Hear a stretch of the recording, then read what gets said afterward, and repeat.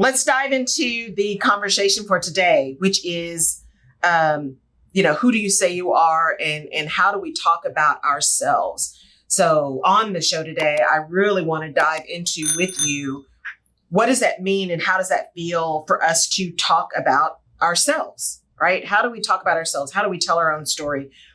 And how do we do that in a way that not only feels authentic, but also how do we get through some of the pieces that say, don't talk about you, right? Nobody cares. Don't talk about you. And one of the reasons this came up is even in talking about how getting some people to be coaching clients, right? Just for my business in general, but getting some people to do the 20 hours of coaching for their certification, just all the things, the ask, right? The ask.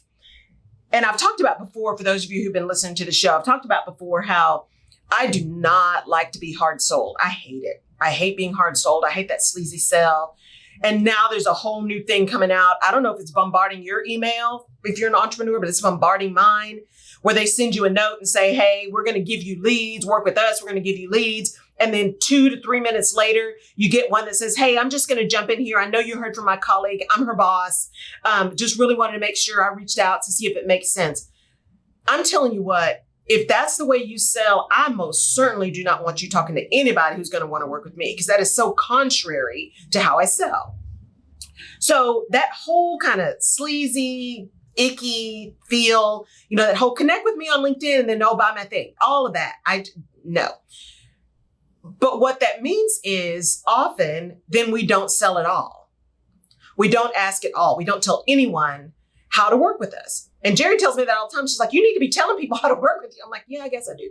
But I don't think about that. I'm thinking about y'all, right? When I'm doing the show, I'm thinking about giving messages to you and sharing information and getting you to register to vote. That's what I'm thinking about, right? When I am on the air. And everything that I do on the air ties into what I do with my clients. And I had such a great opportunity last week and this week to reconnect with some clients, and some that are longstanding, and just seeing some of the transformation. And even as I was having a conversation with a dear friend of mine on Friday, we were doing a full day together, and she looked at me and she said, I just got to process. I said, I know, that's why we're friends, because I got to process too. She said, but here's the thing. This is why I needed this, because I need to be able to sit in a room and talk about these things with somebody. I need to be able to have someone else who's not in my head really think through all of these things and get through all of these things. And so it made me start thinking about that and about the conversation I had this week, actually, with my therapist. And that whole idea of talking about who we are, who you say you are, and how that plays into your whole leadership story, your whole development story, your whole delivery story is so critical, because we are very much people of our experiences. We show up with all of that stuff, right? All of that stuff is really critical and important to who we are. And it is important that we recognize that sometimes it's important to just tell the story, to just tell people who you are, to tell them what your values are, so that people recognize, one, that you're out there, so nobody can find you if you're not visible. And that includes if you're working in an organization and you're always sitting in your office behind closed doors. You go to a meeting, right? But you're always quiet. You never have anything to say if you go, right? You don't walk around and talk to people. And I don't mean like the social butterflies. I mean, you never get out of your office and actually connect with people. You need to have people know who you are, because part of them knowing who you are, or a big piece of them knowing who you are, is about them, not about you. Your development, your growth, building up your business, building up your brand, your personal brand and your professional brand, because no matter what anybody says, it is a brand, even in an organization, right? Building up that brand requires that people know who you are, that you're able to say, here's what I do, here's where I go, here's what's important, all of those kind of things, right? So when we talk about who you say you are, it is important to start with kind of that core. It's where I have my clients start, right? Aligning with who you are. What is your root system? What grounds you? What are you bringing to the world, and how do you want to show up? And for me, we've talked about this, the grounding piece, faith, family, friends, and health, right? Big health for me. Physical, mental, emotional, financial, all the things, healthy. And so I know when my world is off kilter, one of those things is off kilter. It's pretty simple to me. And I can pause and I can go back and say, okay, what is the thing that's off? Let me go spend some attention and give that some love so I can move back to all the things I need to do. But the other part of who you say you are and who you tell people you are is how it shows up in your body when you say something and when you do something. When you say that you really love to be surrounded by people, you love to be in the mix of an organization that's really high power, fast moving, innovative, and your actions say, no, I don't really like that, because your actions are keeping you in your office, or your actions make you really, really quiet. You stand back and you're more observant than you are engaging. Now, that may be the way you engage. You engage through observation. But in the culture that you're in, your word said, oh, I love this. Fast paced, the faster, the better. The more people, the better. The more engaged, the better. That's what your word said. But your actions said, maybe it's not quite what we thought it was going to be. Maybe the person isn't quite what we thought they were. Maybe they aren't who they said they were. And that's where trust begins to erode. And the importance of trust is to have consistency in who you say you are and who you act like you are. But in order to connect those two, you have to decide who you are, and you have to be willing to tell people who you are and then hold yourselves accountable to that. You know, as I look at the things that I'm doing and working with these women-owned businesses, right? A very small percentage of whom actually make 7 figures or more. A smaller percentage of them, larger than 2%, but only a very small percentage of them actually make it to be a mature business as defined by the Small Business Administration, which is 5 years or more of maturity. And in talking to these people and these true founders, women who really are looking to build a business, yes, probably for their own financial benefit, right? They want to be able to support themselves with this business, themselves and their family, but also because they want to make an impact. They want to make a change. They want to have some freedom to operate. They want to show their kids some things, some different ways to be. Maybe they just have a desire to be an entrepreneur. In working with these women, what has struck me as consistent in all of them is their desire to be who they see and their reluctance to tell the story of who they are and how they got there. And it's the same with me, right? I very rarely tell the full story. I tell it in drips and drabs, right? And I really enjoyed much of my corporate experience. And I learned a lot through my corporate experience. And the parts that I didn't enjoy, that's where I got the best learning. The bosses that were the worst bosses, that's where I got the best learning, because this is not who you want to be, Laurel. The opportunities I had to design and deliver training, the opportunities I had to think through, what does risk management really mean? Enterprise risk management, it's all about timing. Like Malcolm Gladwell's book, Outliers, right? A lot of the people who we see as really successful, like a Bill Gates, right? A Steve Jobs, a lot of that is about timing. Where were you at that time in the world and what were you doing? And so being able to be on that leading edge of enterprise risk management at a time right, at Deloitte when there was an opportunity to really build that and work closely with the partner who was putting that structure and that philosophy, right, in place around what enterprise risk management really was and is still today. Getting that opportunity to think that way and having everything align with how I operate, right? Because hindsight's 2020. I could not have planned my career to go from accountant, right, to MBA, to logistics, to operations, to internal audit, to ultimately HR. And somewhere in there, I actually ran an operation, right? If I had sat down with a piece of paper and somebody told me, draw out your career, I never would have made it. That wouldn't have been it. And yet, having gone through all of those things, having had to deliver work in Brazil and figuring out that, you know what, my Portuguese is just not there. No falo bem, right? My Portuguese is not there. My Spanish is. So let's see how we can work this out, and figuring out how to deliver a workshop for a client in Spanish, right? They were speaking to me in Portuguese, and it was like the best. I got the best reviews. We got the best work out of there because I figured it out. The brain just started working differently, right? Having gotten out of graduate school and starting to work with an organization that was looking to divest of some retail stores. So getting really close and intimate with retail.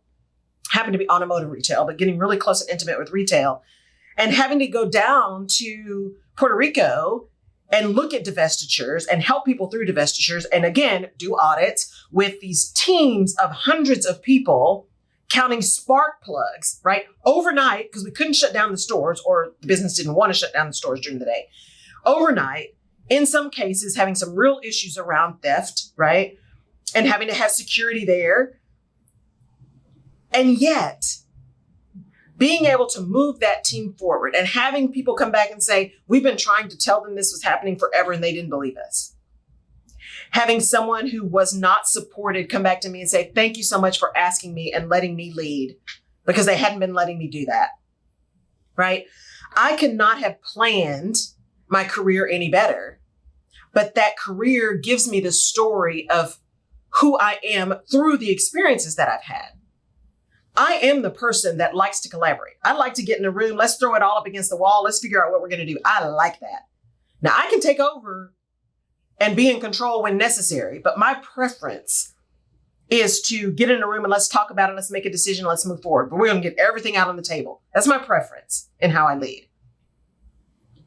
My preference is to talk to people and understand people, and that training that said, you never know where the information you need is going to come. So you treat that new person the same way you treat the person that's been there for 40 years.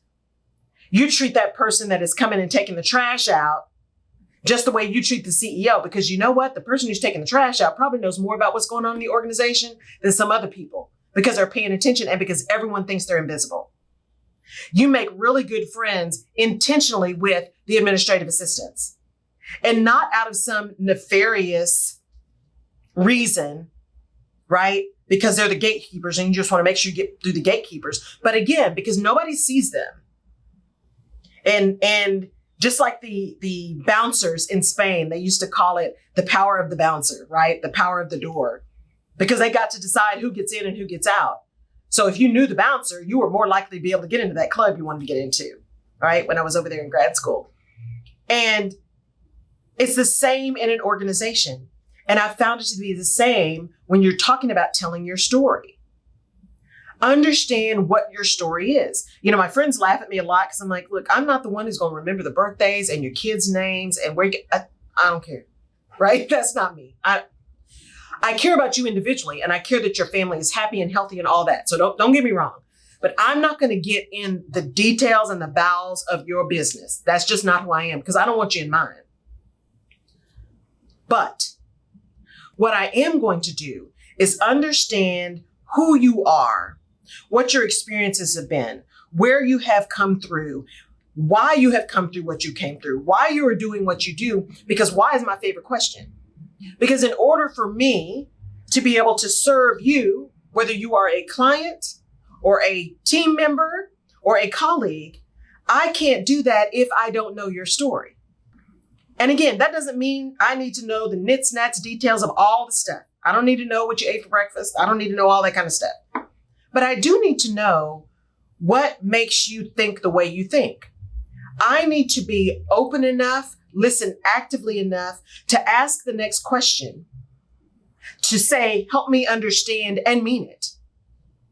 Because when you know someone's story and when you are willing to tell yours, it opens up a whole avenue for service and for innovation, right?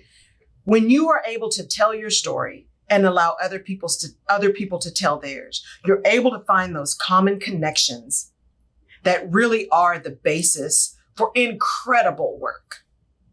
There are ideas, there are thoughts, there are processes, there are pitfalls that will be uncovered through that connection of story that you would not have been able to connect otherwise, right? Because people are willing to take more risks when there's more trust.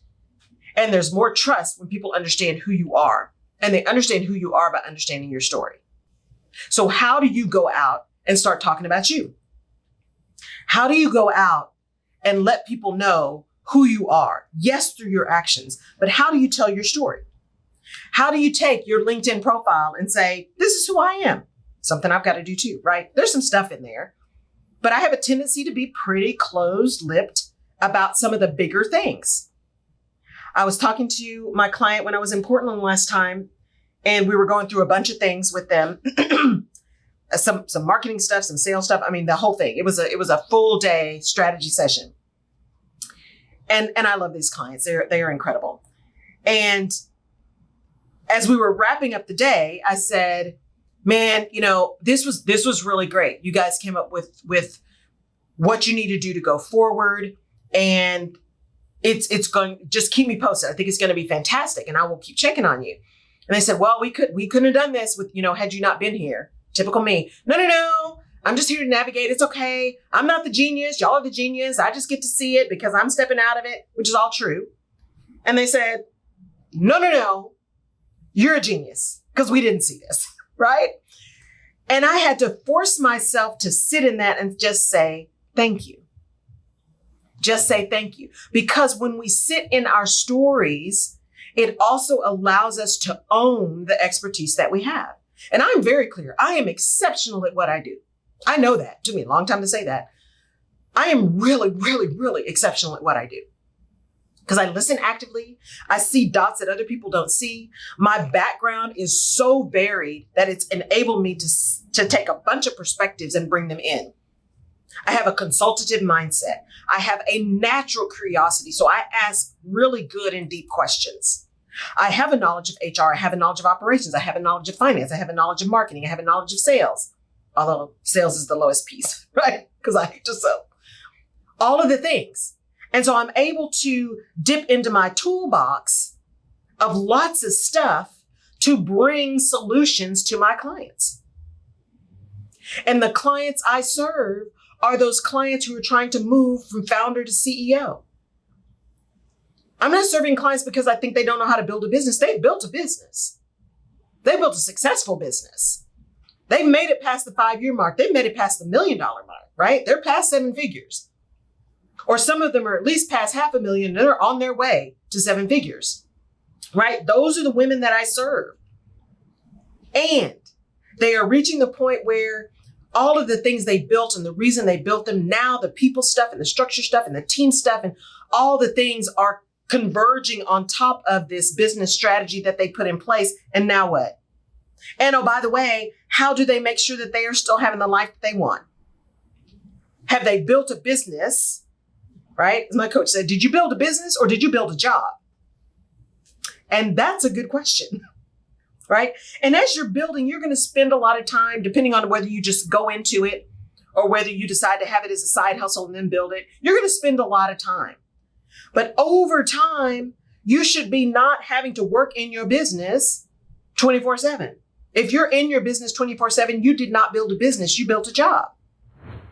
So the question for this week for you is, who do you say that you are? That's the first question. Who do you say that you are? And then how often do you tell people? How often do you tell people who you are? How often do you go out there and say, you know what? Here's what I believe. We are sitting in a meeting. We have a really difficult conversation happening. We're trying to push the organization forward. And, I'm in a team that's a new team. The team isn't really solid. This organization is hundreds of years old. And we're just trying to make some things happen. And I'm sitting in this meeting and nothing is getting done. Everybody's irritated. Everybody's frustrated. Some people aren't saying anything. Some people are just talking just nuts. It's a mess. And if I am really strong and secure in my story as a leader, why I'm there, I'm strong in what goals and objectives that we have, I have the ability to sit in that space and say, okay, let's just pause. Let's just pause. And I can redirect. That redirect may be saying, you know what? Y'all just indulge me for a minute. I'm going to talk to you through something that happened that is similar to this and what we did. And I want everybody to just take a break. I want you to stop thinking about what we're trying to do and just focus, right? Sometimes it may be utilizing that story that you have and the experience that you have and just taking an action that's aligned with that redirects and realigns everybody. Sometimes it's saying, you know what? We have got so much to do. We are beyond the point of return. I'm going to call this meeting. I'm just going to call it. We're all going to go away. Let's get some other stuff done. Take this completely off your plate right now. We're going to go get some other stuff done and we will reconvene tomorrow, next week, whatever it is. And here's what we want to do in the meantime. Between then, we're going to get really clear on what we're trying to do. I'm going to do that. I'm going to take responsibility for that. I will take responsibility for some assignments so everybody can focus on their one thing. And then we're going to come back together with the objective of achieving the thing that we're trying to achieve. But in the meantime, we're going to take this temperature down. We're wasting everybody's time. We all got too much stuff to do to just sit in here and argue. We're just not going to do it. That's leadership. Leadership is taking control. Leadership is saying we don't have to do this. Leadership is saying we can do this differently. And leadership is saying what in my story that I know really well because I've been telling it and because I've believed it and I've owned it and I've started to love it. What in my story gives me some ammunition or some direction or some options to change this situation I'm in right now? To change it for me, to change it for my team, right? What gives me the opportunity to do something different, right? Because the definition of insanity is doing the same thing over and over again, expecting something different. So we don't do that. We try not to operate in that manner. We try to operate in a manner that says, no. We do want something different, so we're going to do something different. And that starts with who you say you are. Who you say you are. What is the part of your story you're telling that really resonates with people, that makes people understand, that draws people to you? And when it's really tough, how do you recognize what your story is and say to yourself, you know what? This is the part of the story that I'm telling, and I am just going to say this. I'm going to ask for this thing, and I'm going to put it out there with the belief that it is going to reach the person it needs to reach, and it's going to repel the folks it needs to repel.